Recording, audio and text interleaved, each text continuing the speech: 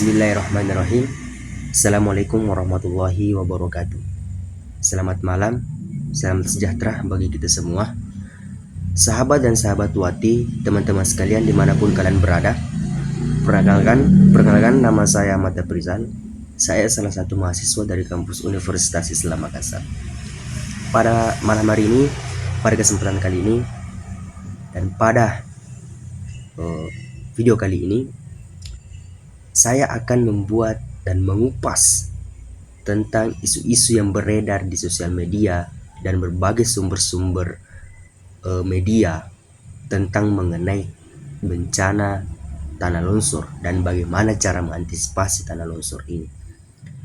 Dan yang menariknya, mungkin teman-teman sekalian tidak asing lagi dengan wilayah yang saya sebutin, yaitu wilayah Tanah Ogi Bulu 2. Nah, teman-teman sekalian mungkin sudah tidak asing lagi dengan nama Bulu 2 ini. Ya, kenapa saya ambil Bulu 2 sebagai bentuk analisis saya terhadap tanah longsor? Karena kita bisa tahu, kita bisa melihat sendiri bahwasanya di kawasan Bulu 2 itu, tepatnya di Tanah Ogi, itu adalah salah satu jalan alternatif yang dimana jalan itu yang menghubungkan antar kabupaten ke kabupaten yang lain. Dan di sekeliling wilayah itu dipenuhi oleh gunung-gunung dan dipenuhi oleh hutan-hutan yang begitu indah, pemandangan yang indah. Tapi sangat disayangkan, di wilayah itu juga sering terjadi yang namanya bencana tanah longsor. Nah, disinilah akan saya kupas terkait isu-isu yang beredar di sosial media tentang tanah longsor ini, tentang tentang penyebab dan apa solusi dari tanah longsor ini. Nah, saya mengambil isu pada tahun 2024, tahun lalu, tepatnya di bulan Desember itu, di Bulu 2 terjadi longsor yang sangat besar, yang sangat merusak lingkungan yang ada di sekitarnya. Hampir ribuan yang masyarakat yang tinggal di wilayah itu, hampir semua dimusnahkan oleh satu bencana, itu tanah longsor.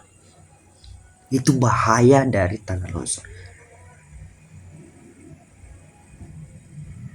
Nah, apa penyebab dari semua bencana-bencana itu? Apa kira-kira yang menyebabkan tanah longsor itu ada? Kalau kita ingin mengambil teori, kalau kita ingin membahas teori tentang hal itu, sangat simpel. Teori itu adalah bagaimana cara kita mengetahui dari mana asal usul longsor ini ada. Nah, secara teori, gunung ini itu diciptakan oleh alam.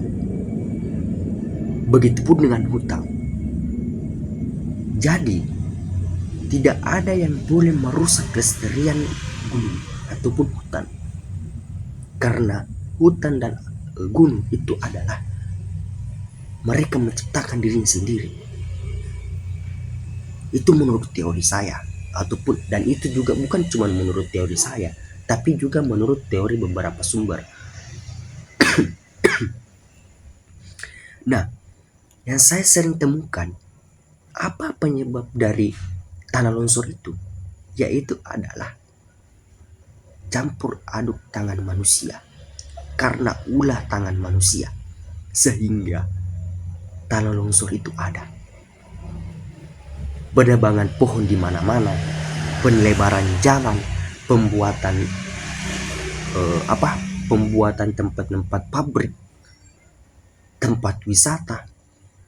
Sebenarnya kalau tempat wisata itu tidak merugikan, akan tetapi ketika kita ingin membuat tempat wisata, kita harus memastikan dulu tempatnya strategis tidak, tempatnya tidak membuat risiko tidak.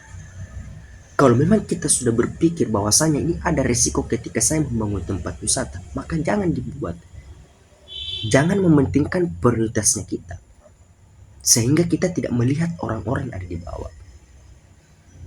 terkadang manusia itu selalu luput dari kesalahan. Mereka selalu mementingkan prioritasnya dibandingkan mementingkan kebersamaan, dibandingkan kepentingan bersama manusia. Masyarakat di lingkungan itu, mereka menebang pohon. Dengan apa? Dengan prioritasnya mereka. Mereka memprioritaskan dirinya menebang pohon. Untuk apa? Mereka menebang pohon untuk dijual, untuk diimpor keluar dari daerah. Karena memang pohon itu memiliki banyak kegunaan di dalam rumah tangga ataupun berbagai kebutuhan. Tetapi harus kita ketahui bahwasanya ada resiko yang harus kita ambil, yang harus kita ketahui ketika kita menebang pohon sembarangan. Itu semua penyebabnya itu dari ulah manusia. Dan kita tidak bisa menyalahkan juga persoalan itu, kita tidak bisa lemparkan ke masyarakat. Tapi ada juga salahnya kepada pemerintah. Pemerintah selalu sering turun di wilayah itu, apalagi di Bulu Dua. Pemerintah sering lewat di situ. Mereka meninjau sekitaran di situ, tapi mereka tidak memberikan solusi. Pemerintah tidak memberikan solusi. Pemerintah tidak memberikan solusi. Solusi apa yang bisa kita ambil ketika longsor ini ada? Pemerintah tidak memikirkan hal itu. Pemerintah hanya memikirkan bagaimana program saya bisa berjalan dan apa program pemerintah itu. Sebelum tahun 2020, 2021, 2023 dan sampai sekarang, jalan yang di Bulu Dua itu belum bagus. Sampai pada tahun 2022, 23 dan 24 itu jalannya sudah bagus dan itu sudah diperbaiki oleh pemerintah. Dan pemerintah mengerjakan programnya dengan cara apa? Mereka mengerjakan programnya, melaksanakan programnya, merealisasikan programnya di wilayah Bulu Dua dengan apa? Yaitu melebarkan jalan. Dan pelebaran jalan itu mereka mengkikis sebagian lahan gunung dan pohon-pohonan, hutan-hutan. Tanpa mereka sadari bahwasanya pengikisan lahan gunung ataupun pohon ataupun hutan-hutan di sekitar itu juga dapat mengakibatkan longsor. Karena mereka mengkikis bagian dari gunung itu, di mana tempat itu betul-betul strategis, curamnya sangat dalam, tapi mereka mengkikis lagi. Untuk apa? Untuk melebarkan jalanan. Dan tanpa mereka ketahui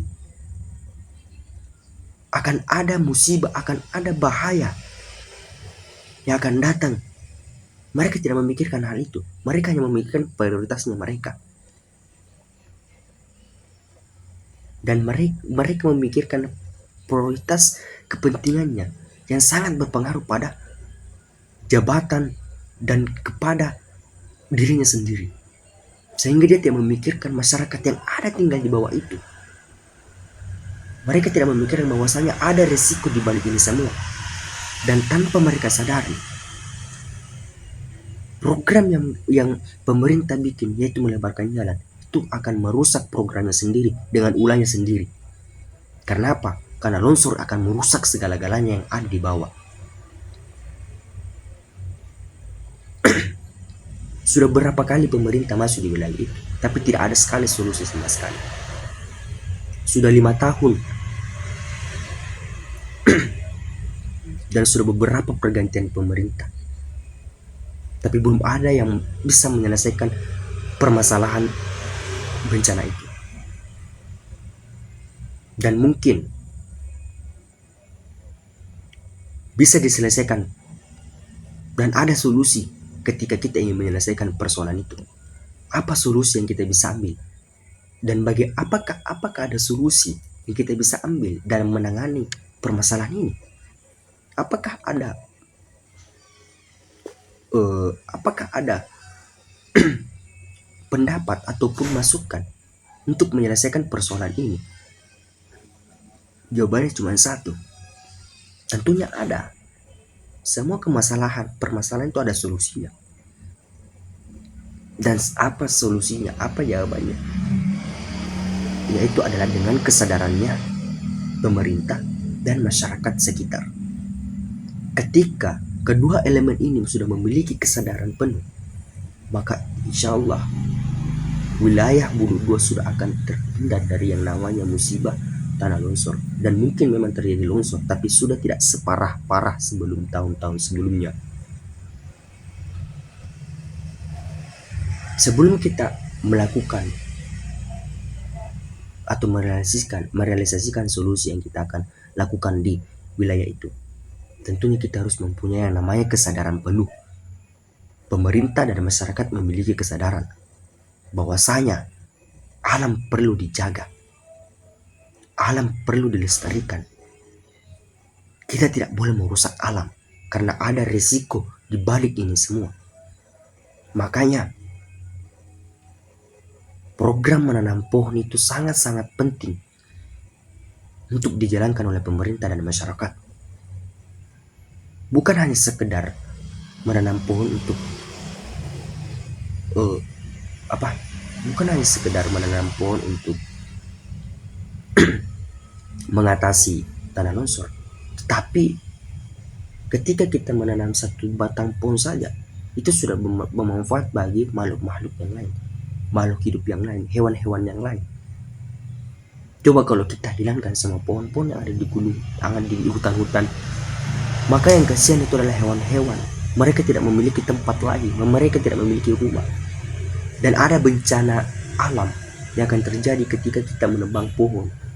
Oleh karenanya, kita sebagai masyarakat Indonesia tentunya harus memiliki kesadaran penuh. Begitupun dengan pemerintah. Pemerintah Indonesia harus bersatu dengan masyarakat untuk saling memberikan solusi ketika ada suatu permasalahan bencana. Pemerintah BMKG juga harus seperti itu. Semuanya harus berkolaborasi, harusnya bersatu, saling merangkul. Untuk apa? Untuk menyatukan pendapat, untuk menyatukan solusi, sehingga kita bisa mengatasi yang namanya tanah longsor ini. Sehingga di Indonesia ini tanah longsor sudah mulai berkurang. Dengan cara apa? Dengan cara kita melestarikan alam yang ada, kita merawat alam, jangan pernah menebang pohon sembarangan. Kita harus betul-betul menjaga lingkungan kita, menjaga lingkungan sekitar kita. Karena ketika kita tidak menjaga sebuah alam, maka bahkan kita merusak alam itu sendiri. Dan kemungkinan besar bencana alam akan terjadi ketika kita tidak merawat alam kita sendiri. Oleh karenanya, kita sebagai masyarakat tentunya sangat-sangat membutuhkan yang namanya program menanam pohon. Satu pohon sumber kehidupan bagi kita semua, apalagi khususnya makhluk-makhluk hidup, makhluk-makhluk sesama makhluk lah. Kita membutuhkan satu pohon, itu adalah satu sumber kehidupannya kita. Jadi ayo, mari kita sama-sama melestarikan alam, merawat hutan kita, merawat alam kita yang ada dengan cara menanam pohon. Dan pohon itu sangat-sangat berguna bagi kehidupan sehari-hari kita. Mungkin hanya itu yang saya bisa berikan pada kesempatan hari ini. Mungkin hanya itu yang saya bisa sampaikan. Jika ada kesalahan ucap dari kata-kata saya, itu berasal dari saya. Terima kasih. Selamat malam. Allahumma muwaffiq ila aqwamit thoriq. Assalamualaikum warahmatullahi wabarakatuh. Halo teman-teman, halo sahabat dan sahabat Wati. Saya Ahmad Aprisan, selaku mahasiswa dari kampus Universitas Islam Makassar. Saya ingin mengajak teman-teman sekalian dan sahabat Wati untuk bergabung di kampus Universitas Islam Makassar. Kampus Universitas Islam Makassar adalah kampus UI yang berlandaskan Ahlus Sunnah wal Jamaah, dan kampus ini dijuluki sebagai kampus Qur'ani yang memiliki tempat yang sangat strategis, yaitu di Jalan Perintis Kemerdekaan 9 nomor 29. Jadi tunggu apa lagi? Daftarkan dirimu segera di kampus Universitas Islam Makassar.